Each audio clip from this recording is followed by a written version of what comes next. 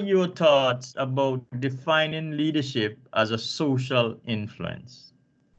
Is this something that you were exposed to before?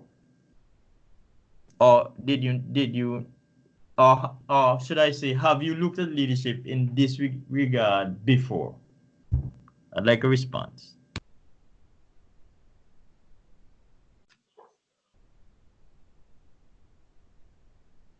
Yes, Glenn, go ahead. You knew I was ready.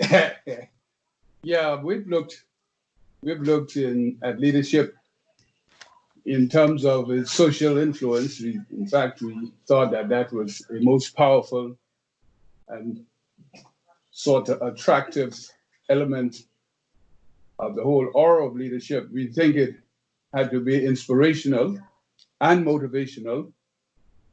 And of course, if we wanted to have this style or these important bits of influence translated and transforming the group, we have to make sure that it is participatory. Whatever we have arrived at as a result of the level of participation that we engage in putting forth this leadership style, or from the information point of view, or from any objective that we think would be necessary to advance the group while protecting the group's culture.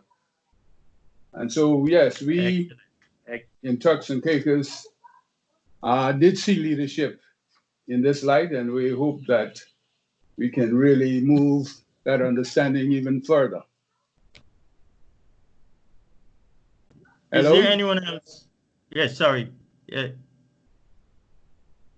there anyone else who looked at leadership as social influence as opposed to something that is mandatory or forced?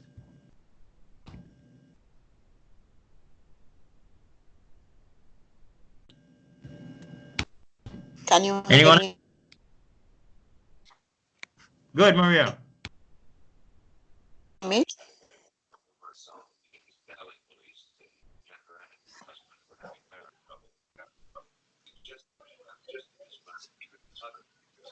Yes. Somebody wanted to speak. Yeah.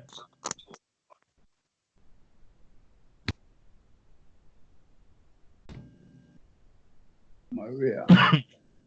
Yes, go ahead.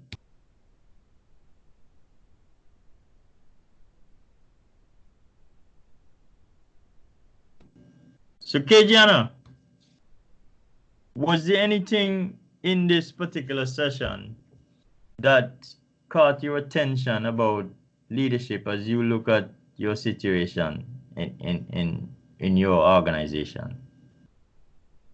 Are you hearing me? Yes, I'm hearing you. Go ahead. Okay, so I'm saying that, just a sec.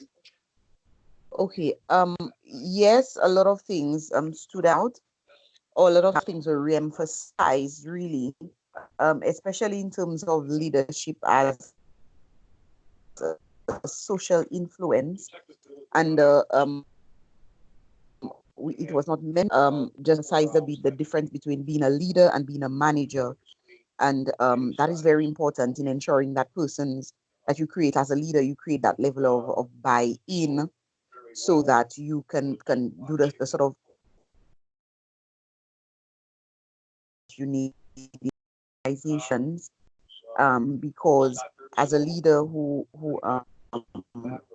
is able to move persons to create that sort of social influence, it means it really maximizes the ability to be able to do the things that are required of them in an organization. As a leader, you can influence them to do that, and I think that's fairly important. Excellent. We deliberately didn't focus on anything about manager because that is going to come later. So we want to look strictly at the social influence component of leadership. And so thanks a lot, KG. And anyone else has any thoughts on looking at leadership as social influence? Can you hear me, Mitch? Yes, go ahead. I think leadership, yes, we need some component of social influence, but it all depends because I can hear you. they have some leaders that influence in a very negative way to win support for themselves or whatever agenda that they want to put across. I think what is also important, along with being able to influence people, is the level of authenticity. One has to be really authentic when it comes to leadership. One has to have a certain level of morality, integrity, and so on and so forth, and you have to have a level of shared vision. So it all depends how you look at it.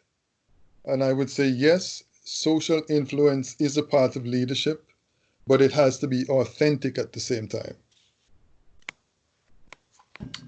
Excellent.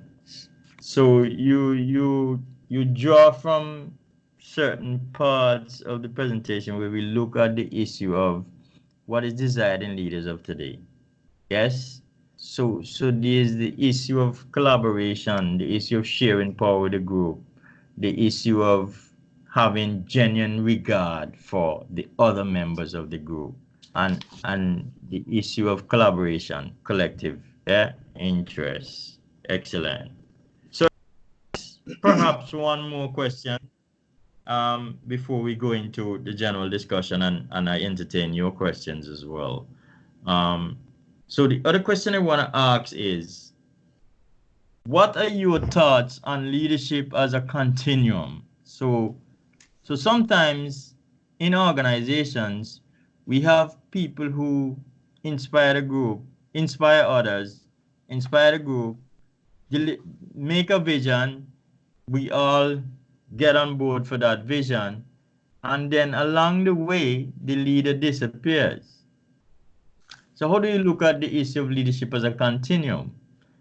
And give me some thoughts on why should leadership be a continuum? So there's never vacuum in terms of leadership. Anybody wants to share on that?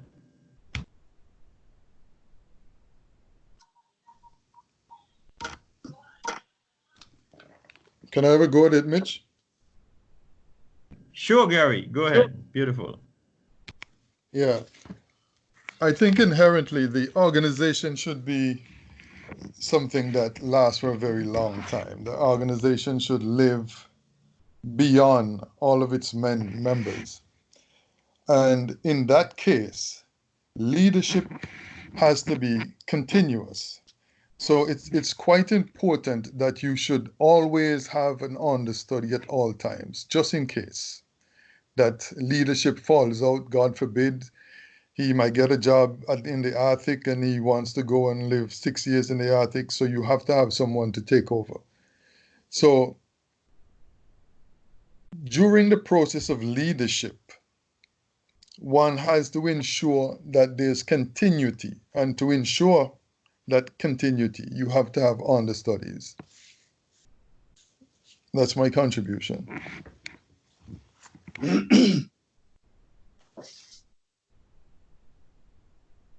Mitch? Excellent, Gary.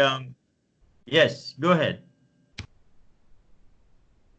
Because, in addition to what Gary just said, because the basic underpinning of good leadership is social influencing and inspirational moves which keeps the group excited most of the time. And because it takes quite a bit of participation, which results from the motivation, and because all these attitudes are based on shared objectives toward a common goal, succession planning is indeed necessary. Succession planning guarantees the continuum that you spoke about.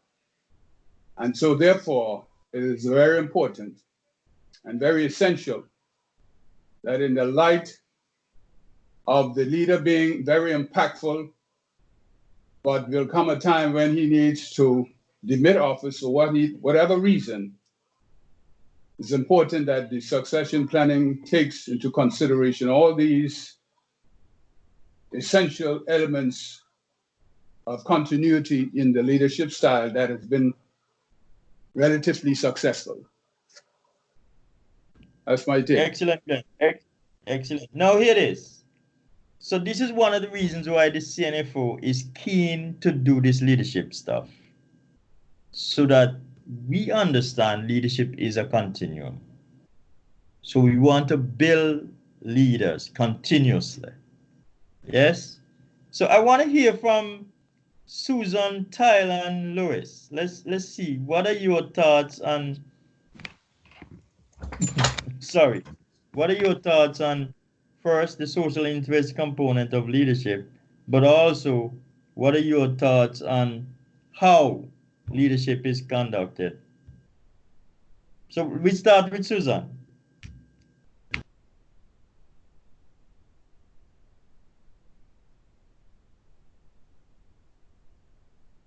Susan, you can hear me? Yeah, hi. Good night, everyone. I think that I'm a little bit different to most of the people in this class in terms of the fact that I'm a trade union leader. So I understand the social influence of leading an organization and how you can utilize the, how can I put it, your, for want of a better word, powers to ensure that your membership is understanding. I am part of the Anguilla Fisherfolk Association. I'm a disaster manager as well.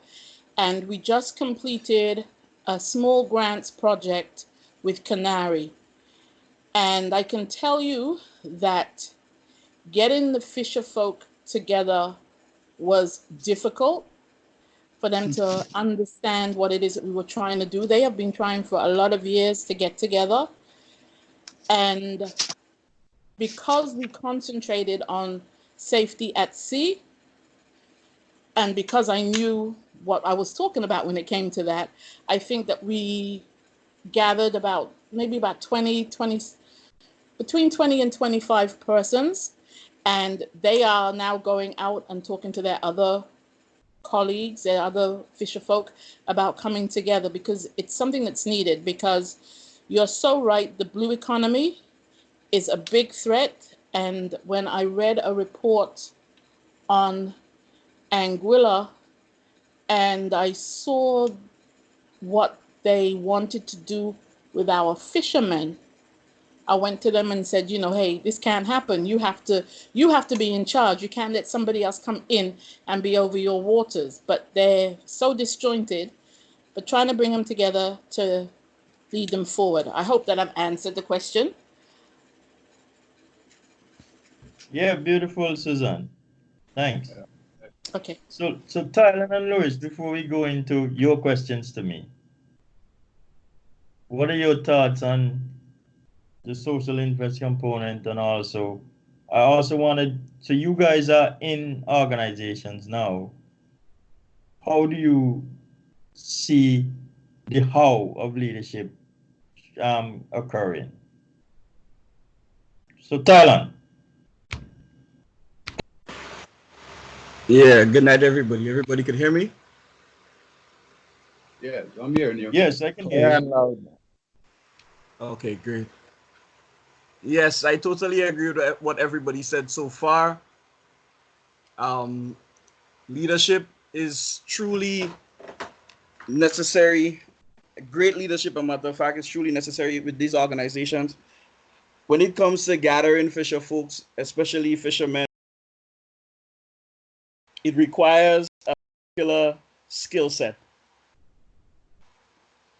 I mean, most people here should know by now, if you have dealt with fishers, they're not easy to deal with.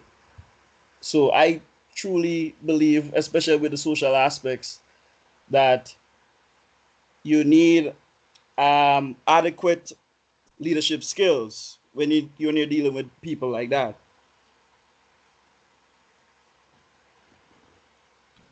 Thanks, Tyler. Lewis? Me now, right? Okay. Yes. Everyone is hearing me all right? Yes, I'm in it. Okay, great. Well, I am in total agreement with what has been said before. The social aspect is of vital importance towards leadership. You mentioned about the mandatory aspect, and I said a bit of it. Sometimes it's a bit harsh, but sometimes the mandatory aspect comes hand in hand, especially with who we are dealing with. As Thailand said before, that fishermen are a case and a half to deal with.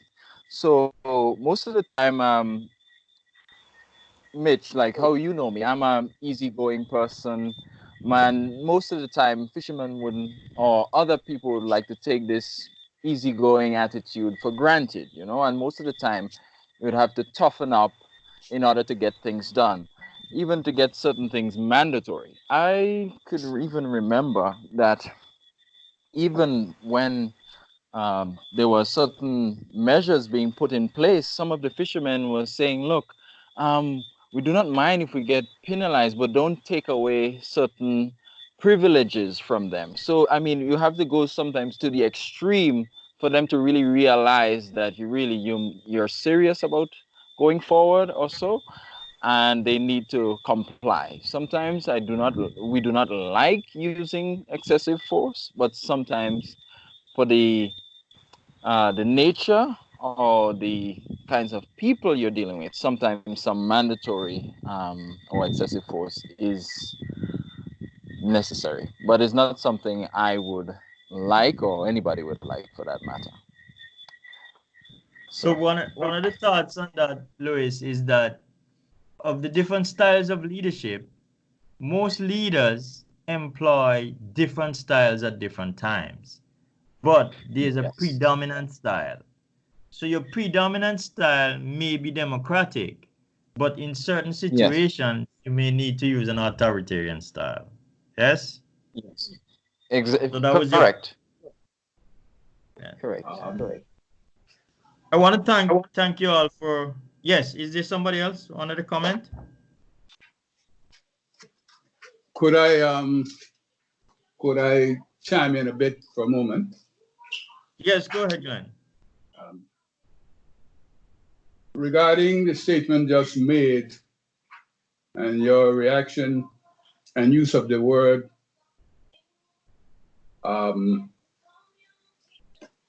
authoritarian, I know for a fact that when it comes to the leadership, protecting the group against certain threats, for example, everyone knows that most of the Caribbean economies, or many of Caribbean economies, dominated by tourism. And persons and businesses and firms in that sector tend to get more favors from the governments, sometimes to the detriment of our fisher folk. It does present quite a threat. And we in Turks and Caicos, no exception.